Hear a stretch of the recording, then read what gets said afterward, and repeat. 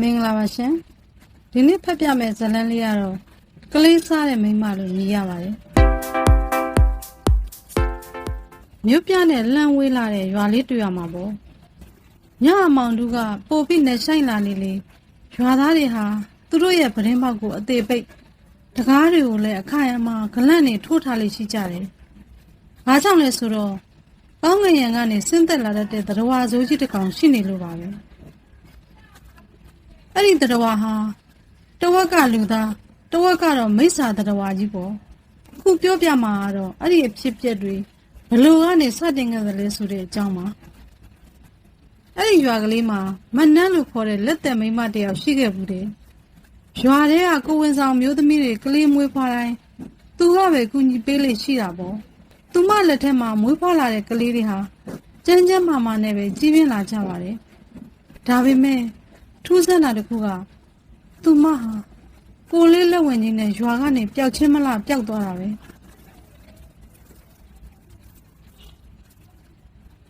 တညသောခါမှာတော့မိမငယ်လေးတူရဲ့မွေးကစားကလေးငယ်တူဟာအစနာမကြံပျောက်ဆုံးသွားခဲ့တယ်ဘလို့ချေရလက်ရမှမကြံခဲ့ဘူးဘာအတန်ပလန်မှလည်းမကြားလိုက်ရဘူးသွေးဆက်တစ်ဆက်တောင်ကျမ်းမြင့်ပေါ်မှာကြံရက်ခဲ့ခြင်းမရှိခဲ့ဘူးဒီကလေးဘလို့နီးနဲ့ပျောက်သွားခဲ့လဲဆိုတာဘယ်သူမှနားမလည်နိုင်အောင်ဖြစ်နေကြပြီကလေးမေကတော့တားပျောက်သွားတဲ့အတွက်တဲဥပြစ်မတက်ငိုကြွေးရှာတာပေါ့ကလေးအဖေဖြစ်သူထွန်းမြဟာဇနီးတဲ့အတွက်ရေခတ်ပေးရင်ကအတန်တစ်ခုကိုကြားလိုက်ရတဲ့အတွက်လှည့်ကြည့်လိုက်တဲ့အခါမှာမနှန်းဟာရှင်းတလုံးကိုလွယ်ပြီးရွာပြင်မဲ့တောအုပ်ထဲကိုဥတီသွားနေတာလှမ်းမြင်လိုက်ရပါတယ်သူဟာဘာဖြစ်မလဲဆိုတာသိကျင်စိမ့်နဲ့နောက်ကနေတိတိစိတ်ထက်ချက်မကွာလိုက်သွားခဲ့တာပေါ့ပဝန်းကျင်တစ်ခုလုံးကတော့မှောင်မဲလို့ရှမ်းအေးလို့တိတ်ဆိတ်လို့အဲ့ဒီအချိန်မှာပဲထွန်းမြတယောက်သူ့ဘဝတက်တက်လက်လျှောက်ဘယ်တော့မှမေ့နိုင်တော့မှမဟုတ်တဲ့မြင်ကွင်းတစ်ခုကိုမြင်လိုက်ရပါတော့တယ်မနှက်ဟာတောအုပ်လည်းမှာရုတ်တရက်ရက်တက်လိုက်တယ်ထိုခဏမှာပဲသူမရဲ့ကြောပြင်ကနေလင်းတို့တောင်ပန်ကြီးတွေပြုံးမနဲ့ထွက်လာပြီးခန္ဓာကိုယ်ဟာခါးကနေနှစ်ပိုင်းပြတ်ထွက်သွားပါတော့တယ်ထွန်းမြခမညာကြောက်လန့်တကြားနဲ့ပုံနေရှာတယ်သူမြင်လိုက်ရတဲ့မြင်ကွင်းကြောင့်တုန်လှုပ်နေပေမဲ့သေချာအောင်နောက်တစ်ခေါက်ထက်ချောင်းကြည့်လိုက်တဲ့အခါမှာတော့မြေပြင်ပေါ်မှာသူမရဲ့အောက်ပိုင်းကိုခန္ဓာပဲကျန်ရစ်ခဲ့ပြီးကောင်းငင်ရံပေါ်မှာတော့တောင်ပန်ခတ်တန်တွေနဲ့ပဲ့တင်ထက်နေပါလို့တယ်ထွန်းမြတယောက်ကြောက်အားလန့်အားနဲ့အသက်လူပြီးပြေးပါတော့တယ်လော်ရကြီးပြေးလွှားရင်ခလုတ်တိုက်လဲကျသွားတဲ့အခါပတ်ဝန်းကျင်တစ်ခုလုံးဟာရုပ်ချင်းဆိုသလိုပြန်လဲတိတ်ဆိတ်သွားတယ်အဲ့ဒီနောက်မှာတော့ထွန်းမြတယောက်တစုံတရာကိုရိတ်ကနေမြင်လိုက်ရပြီးအဆုံးစွန်သောနာကျင်မှုကြောင့်သတိမေ့သွားပါတော့တယ်နောက်တစ်နေ့မနေ့ရောက်တဲ့အခါမှာတော့ထွန်းမြရဲ့ရုပ်လောင်းကိုသူမိမကပြန်တွေ့ခဲ့ရပါတယ်ဒါပေမဲ့ရင်နာစရာကောင်းတာကသူ့ရဲ့ရင်မက်ထဲမှာနှလုံးသားမရှိတော့တာပါပဲရွာထဲကကြားမြင်ရတဲ့ဖွားဝတယောက်ကတော့ဒီဖြစ်ရနဲ့ပတ်သက်ပြီးမနှန်းရဲ့နှစ်ရှည်လာများဖုံးကွယ်ထားခဲ့တဲ့လျှို့ဝှက်ချက်တစ်ခုကိုအခုလိုပြောပြလာပါတော့တယ်မနှန်းဟာလွန်ခဲ့တဲ့နှစ်အနည်းငယ်လောက်တုန်းကကိုဝင်ရှိခဲ့ဘူးတယ်ကိုဝင်အရက်မှနဲ့ရှိနေစင်မှာပဲမနှန်းဟာရုတ်တရက်ဆိုသလိုပြင်းထန်တဲ့ဘိုင်းအောင်ဝေဒနာကိုခံစားခဲ့ရတယ်ကန်ဆိုးမှုမောင်ကြကြတော့သူမရဲ့ဝမ်းကြလိုက်တဲ့ရင်သွေးလေးဟာအသက်မပါပဲတေဆုံးသွားခဲ့ရရှာတယ်အဲ့ဒီတောကပြပါလာတွေနဲ့သူမဟာတောနဲ့ထဲကိုတယောက်ထဲဝင်သွားပြီးအပောင်လောကကမိစ္ဆာနဲ့ဆိုးတကောင်နဲ့အပေးယူပြုခဲ့ပါတော့တယ်သားသေးလို့ငိုကြွေးရမယ့်အစားမိစ္ဆာရဲ့ကန့်လန့်ချက်ကိုသူမသဘောတူခဲ့တယ်သူမရဲ့ကလေးကိုအသက်ပြန်သွင်းပေးဖို့အတွက်အပြန်အလှန်အားဖြင့်သူမဟာနုနယ်တဲ့ကလေးငယ်တွေကိုစားတော့ရမယ်ကလေးငယ်တွေရဲ့သွေးနဲ့မိစ္ဆာကိုပူဇော်ရမယ်ဒါမှမဟုတ်တောထဲမှာလူသားတယောက်ရဲ့နှလုံးသားနဲ့ရစ်ပူဇော်ရမယ်ဆိုတဲ့ဂတိကဝတ်ကိုပေးခဲ့တာပေါ့ဒီလိုနဲ့အဲ့ဒီရွာကအဖွားဟာဒီမိစ္ဆာကိုဘလို့တတ်ရမလဲဆိုတာနီးလန်းရှာဖွေပေးခဲ့ပါတယ်သူမကဒီမကောင်းဆိုးဝါးပုတ်ကတ်သွားတဲ့မနှန်းရဲ့ခန္ဓာကိုယ်တစ်ပိုင်းကောင်းငင်မှာပြန်သက်နေတဲ့အချိန်ရေပြင်ပေါ်မှာကြံရစ်ခဲ့တဲ့သူမရဲ့ကိုယ်အောက်ပိုင်းကိုရှာကြပါပြီးရင်အဲ့ဒီကိုခန္ဓာပြက်ပေါ်ကိုစက်သွံပြူနဲ့စားတွေကျက်ပက်လိုက်ကြ ဒီလိုညွှန်ကြားခဲ့ပါတယ်အဲ့ဒီအချိန်မှာပဲရွာသားတွေဟာကြောက်လန့်တကြားနဲ့မိစ္ဆာအန်နေရကနေကောက်ွယ်ဖို့အိမ်ပြန်သွားကြပြီဖြစ်တယ်လို့အဖွားအိုဟာလည်းသူမရဲ့စားနဲ့ကြက်သွမျိုးတွေကိုတင်းစီလိုက်ပါတယ်ဒါပေမဲ့သူမအပြင်မှာမေ့ကြံရခဲ့တဲ့မိအိမ်ကိုပြန်ယူဖို့အိမ်ပြင်ကိုထွက်တဲ့အခါမှာတော့ကောင်းငင်ရံကနေတောင်ပန်ခတ်တန်တွေဟာပိုပြီးကျဲလောင်တဲ့ကျဲလောင်လာပါတော့တယ်အဲ့ဒီနောက်မှာတော့မန်နန်းရဲ့ကြောက်မဲ့ဖွယ်ရာမိစ္ဆာတစ်ပိုင်းခန္ဓာကိုယ်ကြီးဟာဖွားအိုစီကိုဝုန်းနဲ့ပြေးဝင်ပြီးတိုက်ခိုက်လိုက်ပါတော့တယ်ထိတ်လန့်စရာကောင်းလာတဲ့ညာကြီးတညကုန်းဆုံးသွားပြီးတဲ့နောက်တရွာလုံးတိတ်ဆိတ်ငြိမ်သက်နေရခြင်းဟာအေးချမ်းတဲ့မနက်ခင်းဖြစ်လို့မဟုတ်ပါဘူးရွာသားတွေအားလုံးဟာတနေရာထဲမှာဆူယုံနေကြလို့ပဲဖြစ်ပါတယ်မယုံနိုင်စရာပဲမနေ့ကလည်းမနက်အကြောင်ပြုတ်ပြနေတဲ့အဖွားအိုဟာအခုတော့အသက်မရှိတော့ဘူးသူတောင်မှအဲ့ဒီမိစ္ဆာရဲ့သားကောင်ဖြစ်သွားရတာလားမယုံနိုင်စရာကောင်းလိုက်တာဟေးငါတို့ရွာထဲမှာဘသူကမနှမ်းဖြစ်နေလိမ့်မလဲတော်စမ်းမှာနေရတော့အတင်းဖြစ်နေရှောက်ဖြန့်နေပြန်ပြီဒီဖြစ်ရတွေကြောင့်ပဲရွာသားတွေဟာဖွားအောင်မသိခင်ကပေးခဲ့တဲ့အကြံဉာဏ်ကိုအရင်ကားတဲ့ပို့ပြီးအလေးနဲ့ထားလာကြပါတော့တယ်ငါပြောတဲ့အတိုင်းသာလုပ်ကြမင်းတို့ရဲ့တကားဝမှာစက်သွန်ပြူတွေချိတ်ဆွဲထားကြအိမ်ပတ်လည်းမှာလဲစားတွေကျစ်ပက်ထားလိုက်ကြစမ်းပါဒါကြောင့်ညမောင်လာတဲ့အခါမှာတော့နေအိမ်တိုင်းရဲ့တကားတွေမှာစက်သွန်ပြူတွေချိတ်ဆွဲအိမ်ပတ်လည်းမှာလဲစားတွေပက်ဖြန့်ထားကြတယ်ပရင်းမောက်တွေနဲ့အဲ့ဒီတတော်ဝါဆိုးဝင်လာနိုင်မဲ့အပေါက်မှန်သမျှကိုလဲလုံအောင်ပိတ်ထားကြတာပေါ့အဲ့ဒီချိန်မှာပဲအိမ်ရဲ့အထင်းမှာတော့မကြောက်ပါနဲ့ငါရှိတယ်ငါကောက်ွယ်ပေးမှာပေါ့ပြီးတော့အဖွားကိုပေးခဲ့တဲ့အရေးကြီးဆုံးကြံ့ကြံ့တစ်ခုကတော့နေဝင်မိုးချုပ်တဲ့အခါဘယ်သူမှအိမ်ပြင်မထွက်ကြဖို့ပါပဲဘာလို့လဲဆိုတော့အမောင်တူဖုံးလွှမ်းသွားတာနဲ့တရွာလုံးဟာမိစ္ဆာမကြီးမန်နန်းရဲ့နေမီဖြစ်သွားလို့ပါပဲဒါပေမဲ့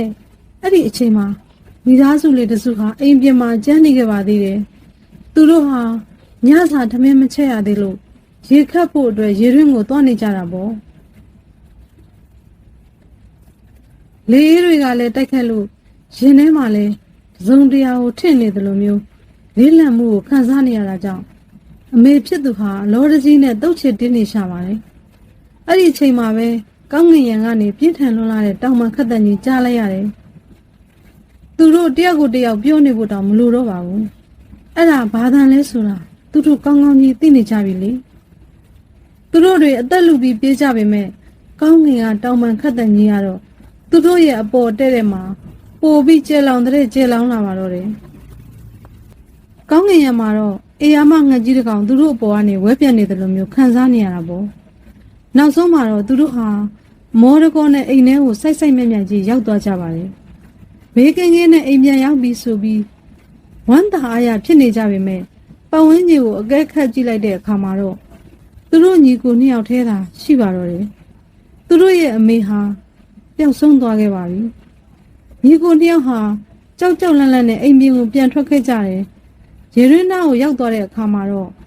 တစ်ပင်ရိပ်အမောင်ထုအောင်မှာမိစ္ဆာမကြီးမနန်းကိုမြင်လိုက်ရပါတော့တယ်အဲ့ဒီမြင်ကွင်းနဲ့အတူသူတို့ရဲ့အမေဟာလဲ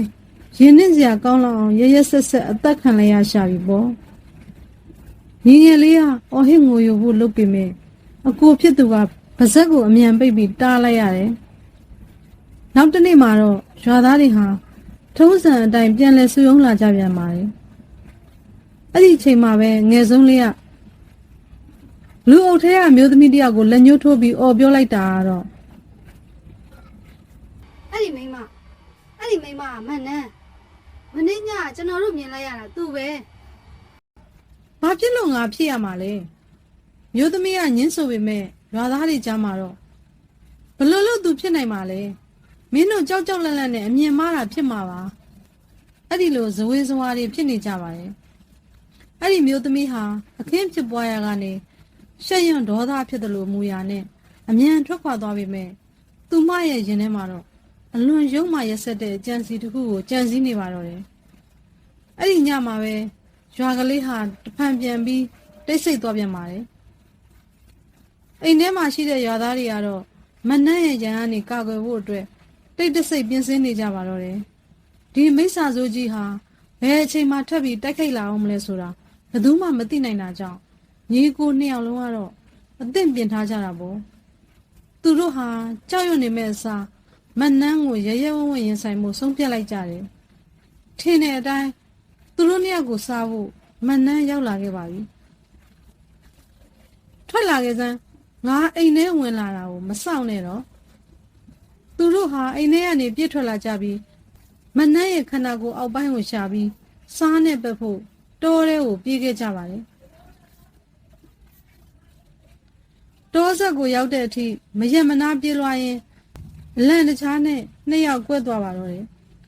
မနှက်ရဲ့လိုက်လံတက်ခတ်ခြင်းကိုခံလိုက်ရတာကတော့အကိုဖြစ်သူပါသူဟာပြေးရင်လွှားရင်ခလုတ်တိုက်လဲကျသွားပြီးသူ့မှာပါတဲ့ကြက်သွန်ပြူနဲ့စားတွေလွတ်စင်ကုန်ပါလေရောမနှက်ကတော့အခွင့်အရေးရသွားပြီဆိုပြီးဝမ်းသာအားရနဲ့ကလေးကိုဆွဲခေါ်သွားပါတော့တယ်စားတော့ပွဲအတွက်အစင်သင်မဲ့ဟေမင်းရဲ့ကြောက်စိတ်အနက်နဲ့ငါရနေပြီလက်လက်ဆက်ဆက်ကလေးပဲအကိုဖြစ်သူဟာတေးရတော့မှကိုသိပြီးအထိတ်တလန့်ဖြစ်နေတဲ့အချိန်မှာမနှမ်းဟာရုတ်တရက်ပြင်းပြင်းထန်ထန်နာကျင်မှုကိုခံစားလိုက်ရတယ်အဲ့ဒါကတော့သူ့ရဲ့ညီငယ်လေးကြောင့်ပါပဲညီငယ်လေးဟာမြေပြင်မှာကြံရစ်ခဲ့တဲ့မနှမ်းရဲ့ကိုယ်အောက်ပိုင်းကိုရှာတွေ့သွားပြီးသူ့မှာပါလာတဲ့စားတွေအကုန်လုံးအဲ့ဒီခန္ဓာကိုယ်ပေါ်ကိုတွန်ချပစ်လိုက်တာပါမိစ္ဆာမကြီးဟာနာကျင်လွန်းလို့ဒေါသတကြီးနဲ့အမြန်ပြန်တက်သွားပါတော့တယ်အကိုဖြစ်သူကလည်းညီလေးရှိရာစီကိုချက်ချင်းပြေးသွားခဲ့ပေမဲ့သူရောက်သွားတဲ့အချိန်မှာမနှမ်းလည်းမရှိတော့သလိုညီငယ်လေးလည်းပျောက်ဆုံးသွားခဲ့ပါပြီအဲ့ဒီနေရာမှာကြံရစ်ခဲ့တာကတော့သူတို့ယူလာတဲ့စားပလင်းလေးပါပဲအကိုဖြစ်သူဟာသူ့ညီလေးသေးပြီးထင်တဲ့ဝမ်ပန်တနဲ့ငိုကြွေးပါတော့တယ်အကိုကြီးကျွန်တော်ဒီမှာနောက်တစ်နေ့မနက်ခင်းရောက်တဲ့အခါမှာတော့တရွာလုံးပျော်ပွဲရှင်ပွဲတွေကျင်းပကြတာပေါ့ဒီညီကိုနှစ်ယောက်ရဲ့ရရင်မှုကြောင့်မိစ္ဆာမကြီးမနှမ်းကိုကောင်းကောင်းကြီးဒဏ်ရာရအောင်လုပ်နိုင်ခဲ့ပြီလို့အားလုံးကယုံကြည်သွားကြတယ်ဒီလောက်အထိနာသွားမှတော့ဒီသတ္တဝါဆိုးကြီးရွာကိုနောက်တစ်ခါပြန်မလာတော့ဘူးလို့လေတွေးပြီးစိတ်အေးသွားကြတာပေါ့ဒါပေမဲ့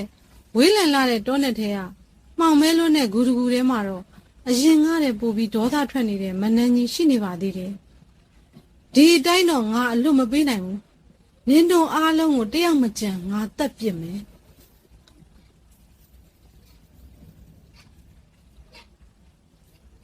ကလေးစားတဲ့မိမဆိုတဲ့ဇလန်းလေးကဒီမှာရင်တခန့်ရက်တော့ပါရှင်နားဆင်ပေးကြတဲ့သူအားလုံးကျေးဇူးတင်ပါတယ်လိုအပ်ချက်များရှိရင်လည်းနားလည်ခွင့်လွှတ်ပေးကြပါရှင်